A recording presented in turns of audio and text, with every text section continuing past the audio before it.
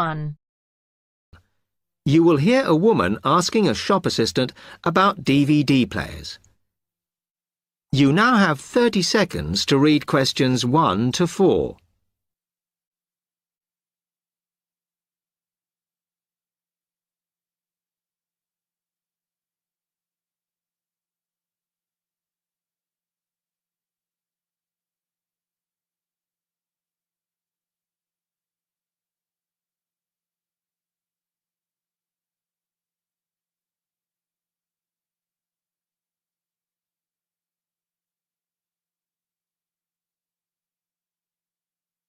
Hello, I'm interested in buying a DVD player. Can you help me, as I don't know very much about them? Of course.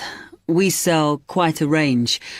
Actually, we're doing a customer survey at the moment, so I wonder if I could fill in this form about you, and that will actually help me to advise you on the best DVD player for you. Oh, okay. First of all, your occupation. Student. Okay. Then, have you already got a DVD player? No, I've never had one before. Uh-huh. And how much do you think you want to spend on a player?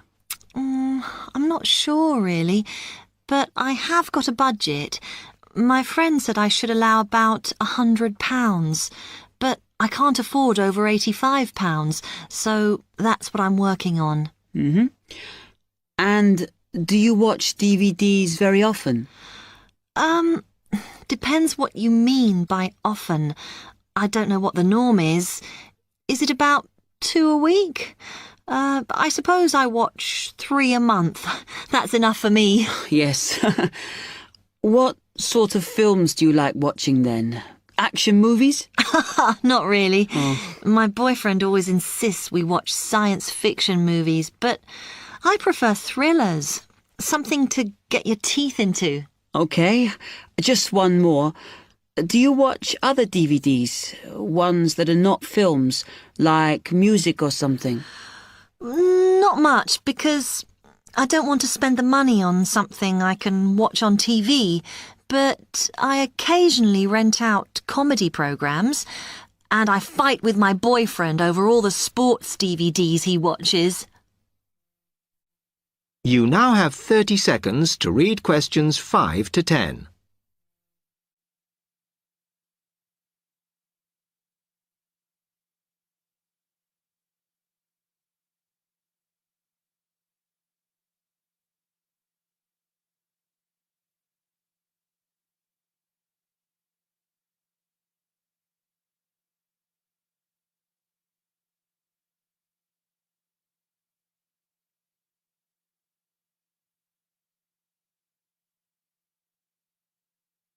Okay, let me explain a bit to you about the DVD players that are in your price range.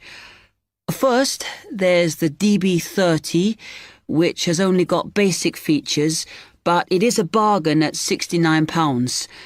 Now, all the DVDs come with an after-sales service that starts when the guarantee runs out. As it's so cheap, the DB30 comes with a limited after-sales service, as it only includes parts. You would have to pay for most of the repair. Seems okay. Then, a slight grade up from that is the XL643. This comes with an additional feature in that it has an extra button allowing you to record. That's quite useful. Oh, yes. That would mean spending less on DVDs to watch. Yes, so you'd make the extra money back on it that it costs. Let me see how much it is. Yes. That one's actually reduced at the moment from £79 to £71.99. Oh. I think it's worth the extra myself. And is that the same level of after-sales service as the other one? Well, you get a bit more for your money because what we're offering is a discount on labour. So you don't pay the full price if you have to call an engineer out. I see. Then the last one is this Tri-X24. It's a very good player, and you can use it to listen to your CDs as well as watch DVDs. It looks nice, but I bet it's expensive. No, it's not top of the range. Let's see. Yes, it's £94. But what you have to remember is that includes insurance, so you don't have to pay extra for that. And it comes with a guarantee that's valid for 3 years, as opposed to the usual one. What do you think? Maybe.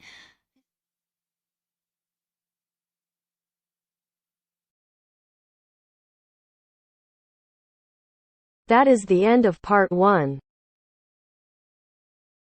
You now have half a minute to check your answers.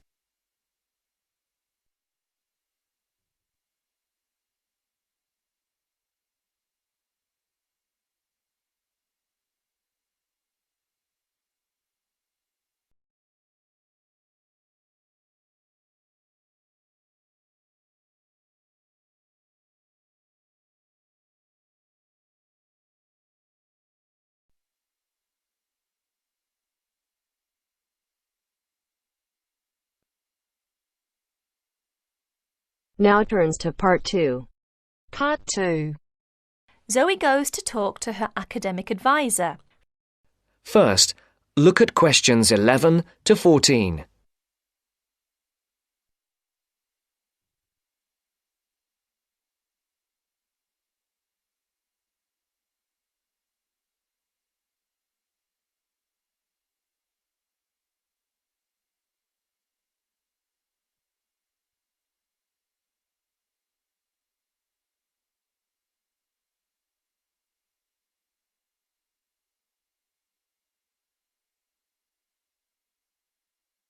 Listen carefully.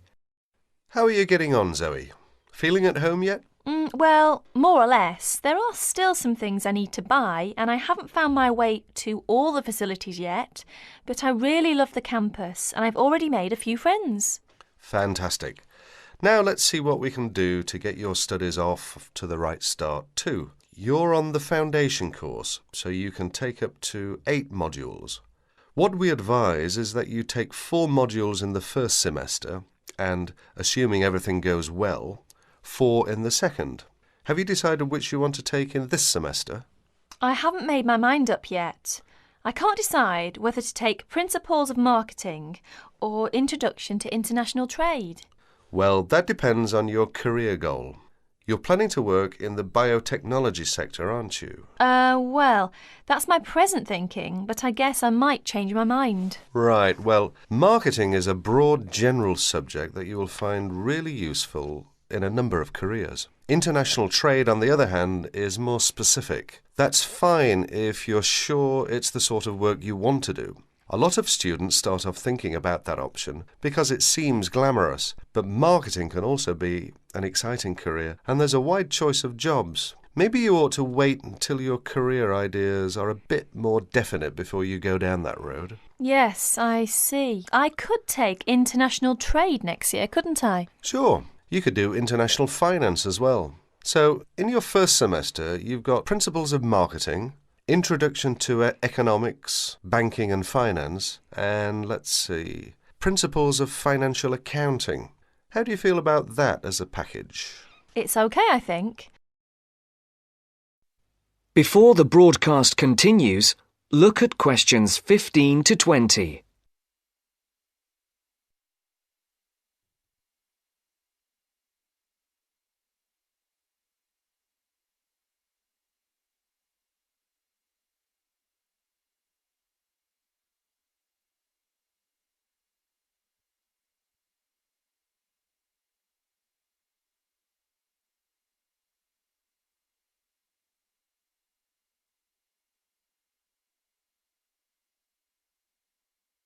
You will now listen to the second part of the talk. But I'm a bit worried about the maths. There'll be some statistics to do, won't there? Basic statistics, yes, but nothing more difficult than your last year of school maths. I know, but our maths syllabus was a bit old-fashioned. Mostly algebra, geometry, trigonometry and stuff, hardly any stats. Right, well, it sounds as if you could do with the maths brush-up course. Can I arrange for you to attend just the classes on statistics, if you like? That'd be great. I didn't want to do the whole of maths again, but the stats classes would make me feel much more confident, thanks. Hang on a minute, there's one more thing. Your English. Now, you know you have to reach a satisfactory standard in English by the end of your first year to be allowed to go on to the main BSc course. Yeah, now I'm in an English-speaking environment and I have to speak English all the time. I'm sure I'll be all right. It certainly helps, but speaking isn't everything. You'll have to get your reading up to the standards where you can understand the books on your course reading list quickly. To get the information and ideas, you need to write your essays. That means you have to develop a high level of comprehension skills. You'll never get through the course material if you try to read the books intensively from cover to cover. That's why our language skills development program gives you a series of graded academic texts to study and answer questions on a limited time. You'll probably find it hard at first, having to work against the clock without a dictionary. How can I improve my skimming and scanning skills? Good question. For that, you'll have to do a range of specially designed exercises. Sometimes these will be from a transparency, because it is often how the lecture material is presented. Sometimes I think I'll never learn all the vocabulary. English is such an enormous language. I know what you mean. English is the biggest language ever, at least 350,000 words. Even Winston Churchill only knew 60,000, so they say. But as an academic student, you can get a lot of help from the academic word list by Avril Coxhead of Victoria University. That's in Wellington, New Zealand. I've studied word lists, of course, but how does this one help? The academic word list is based on a survey of 3.5 million words of academic text. It contains 570 families of the words most commonly found in academic texts. Well, that's apart from the 2,000 most useful words in English. They come in a separate list. You can see copies of both in the library. You said word families. Do you mean words that are similar? In a way, yes. It means that all the different grammatical forms of a word are listed together, so you can see the nouns, verbs, adjectives, forms with prefixes and suffixes and so forth. It'll be clearer when you look at it. Anyway, Avril Coxhead gives you really great hints about how to learn the words, so it shouldn't be too daunting. The trouble is, I tend to forget the words I learn. Well, there are two ways you can tackle that. First, always try to learn the words in a context. Either learn a whole sentence using a word, or learn a phrase that the word typically comes in. We call phrases like that collocations. That's a new one on me. Collocations. I'd better make a note of it. You do that. You can find collocations in most modern dictionaries. Anyway, as I was saying, there's a second study aid I recommend for vocabulary learning. When you get an assignment, take a sheet of paper and write 4 headings. Words I can use, words I can recognise but can't use, words I'm not sure of, words I don't know. Don't bother with the simple words, of course. Then go back after 2 weeks and look at the list again. Can you move any of the words into a better column? That is the end of part 2. You now have half a minute to check your answers.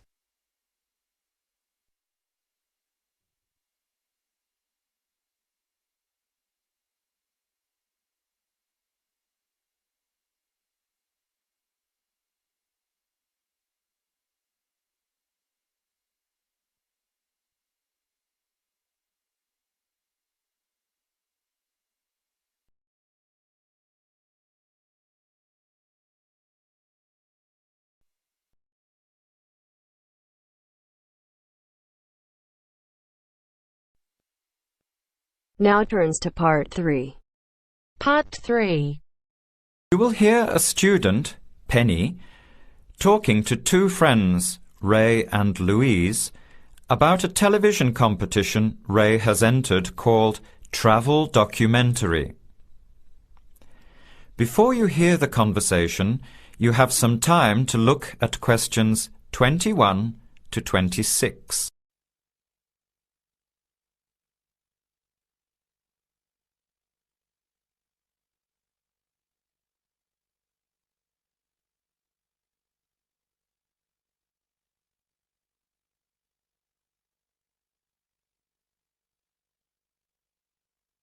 Now, listen carefully and answer questions 21 to 26. Hi, haven't seen you two in ages. What have you been up to? Hi, Penny. Ray is really excited. He's just been shortlisted for travel documentary. He could be off travelling around the world for 3 months. Travel documentary? What's that? You've never heard of it? Don't you watch TV? Well, actually, no, hardly ever. Especially since I've started working on my thesis. I don't have time to breathe, let alone watch TV. So what's this all about, Ray? Well, actually, it's a competition run by Public TV. It involves my two great loves, travel and filmmaking. Is it that program where people are sent around the world making documentary videos? I have heard of it. Fantastic! So you've been chosen? Not yet. I'm one of 34 selected for an interview next week, so I've made it through the first cut. Yeah, there were over 200 applicants from around the country. Pretty amazing, hey? Well, I've been lucky so far. What's the next stage? 13 are chosen from the interview to do a 4-week training course in documentary filmmaking. Then, the 8 finalists get sent off with a video camera to travel around the world. Sounds incredible. What's the catch? The catch is that every 2 weeks you have to send in a 10-minute video from a different part of the world. It's broadcast on TV along with the work of 3 of the other competitors and judged by a panel of experts and the TV audience. So you're under a lot of pressure. Wow, I guess so. You mean you're on television every 2 weeks? Yep, that's right. But first I have to be selected. Do you have to have any filmmaking experience to apply? Some background in photography or video making helps, but you're not supposed to be an expert. In fact, you can't apply if you've already worked in filmmaking. We all get the same 4-week course, so we start with the same skills. Can you go anywhere in the world you want? Each competitor makes up his or her own travel plans and has to get them approved. Before the conversation continues, you have some time to look at questions 27 to 30.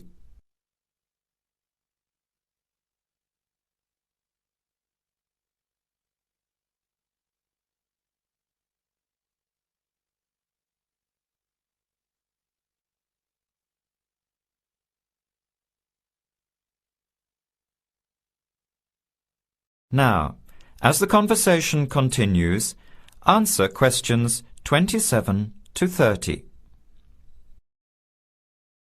Have you talked with anyone else who has done it? As a matter of fact, just last week, I met Sarah Price, a girl from here who did it last year. What did she have to say about it? She said it was the most amazing experience of her life, but it was really tough at times. I think you'd have to be really brave to take off like that alone with so much responsibility. It's not like going on a holiday, is it? No. 2 weeks in a country, often where you can't speak the language, to find a story, film it, organise all the editing. Then you're off to a completely different part of the world to start all over again. Pretty exhausting, but exciting too. What a way to see the world. What about Sarah Price? Did she have any bad experiences? She said the worst part was when she got some mysterious fever in Mongolia and thought she might have to be sent home. Fortunately, it got better, but she said it was scary to feel really ill when you're alone so far away. So what made you want to apply? When I saw the program on TV a while ago, I thought, this is for me. I've always wanted to travel, but needed to work for a year before I could even think about it. Then a new series started up. I thought, now's my chance. Don't you think you'll be lonely? I don't think I'll have time to be homesick. I'm more worried about having too much to do and not enough time to get things organised. So we might be watching you on television in the next few months. I hope so, if I'm lucky. When will you know for sure? They choose the final 8 in March. A month later, you're on your way. So do you have to pay anything? Nothing. It's all paid for. Course, camera, flights, accommodation and in-country travel. The budget is pretty tight, though. No extras. I sure hope you get it. Then I'll be finding time to watch at least one program on television every week. That is the end of part 3.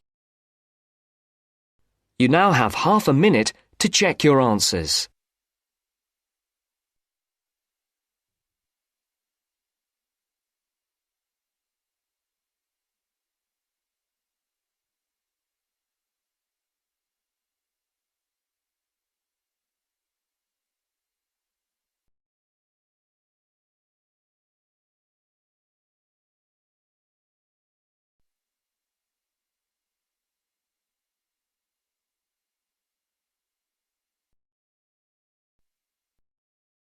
Now turns to part 4.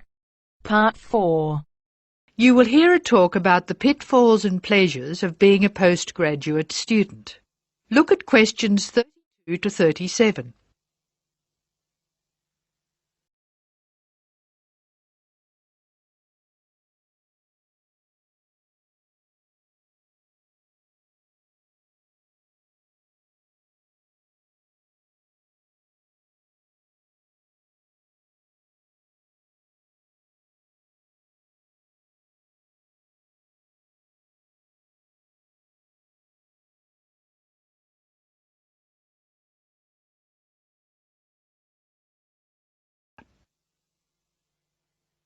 Postgraduates are about as easy to define as catching steam in a bucket.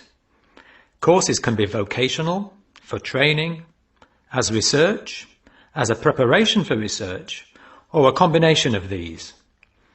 Also, you can choose between full-time and part-time.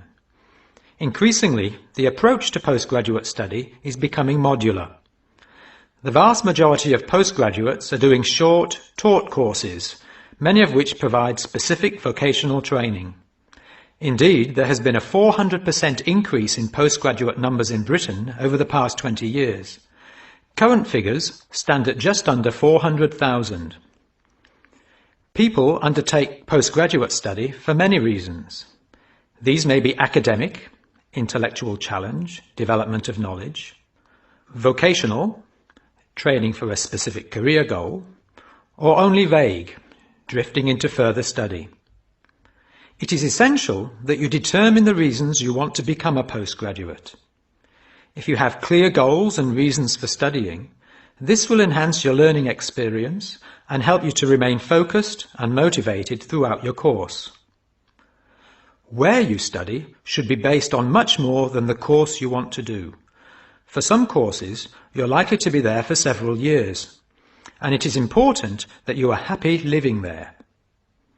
Check also what type of accommodation is available and whether the institution provides any housing specifically for postgraduates. Choosing an institution and department is a difficult process. To determine quality, do not rely on the reputation of an institution, but find out what the ratings are from the most recent assessment exercises. Find out about the staff, their reputation, competence, enthusiasm, and friendliness. Visit the department if possible and talk to existing postgraduates about their experience, satisfaction, comments and complaints. Be very careful to check how they feel about their supervisors.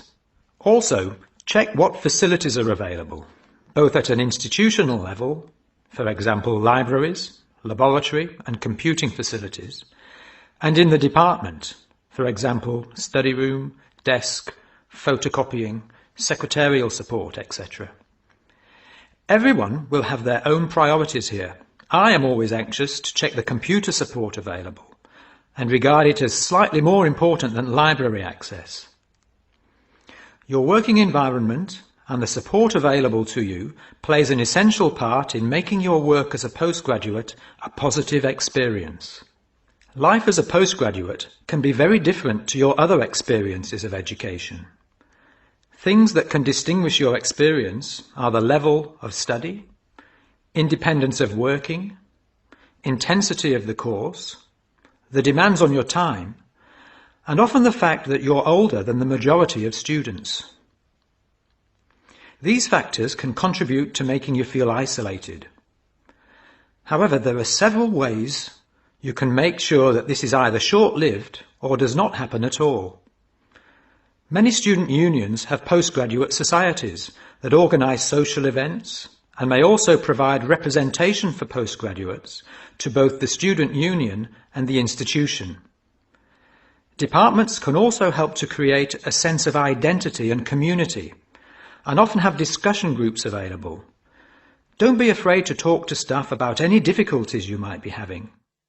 Of course, universities provide counselling services, but we have found that the best advice comes from talking to other postgraduates who may have faced similar difficulties.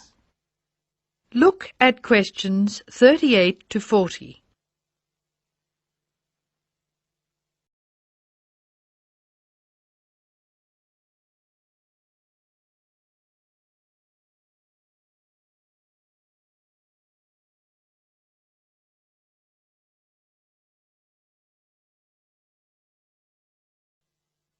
Financial planning is essential, since the government excludes postgraduates from student loans, and it can be difficult to maintain your student status with banks. This has implications for free banking and overdraft facilities. Do not underestimate your living costs, including food, accommodation and travel. And be careful not to budget for everything except a social life. Funding a course is one of the most challenging things people face when considering postgraduate study. Most postgraduate students finance themselves. They pay often very large fees to the institution and receive no maintenance income to support their study. Make sure you know exactly what your costs will be. Institutions often hide extra fees, like laboratory costs, behind the headline fee rate advertised. Funding can come from various sources: research councils, charities, trust funds, institutional scholarships, local education authorities, and professional bodies and organisations all offer various levels of funding. As I said before, the government excludes postgraduates from student loans, so it is essential you look to other sources. Career development loans are available from high street banks. The best advice on funding is to be proactive, persistent and patient. The postgraduate community in Britain is multinational, has a wide range of experience of life and work, and an exciting mix of goals, both career and academic. Being a postgraduate student should be a productive and fulfilling thing to do, and you will become part of a diverse and motivated social group. That is the end of part 4. You now have half a minute to check your answers.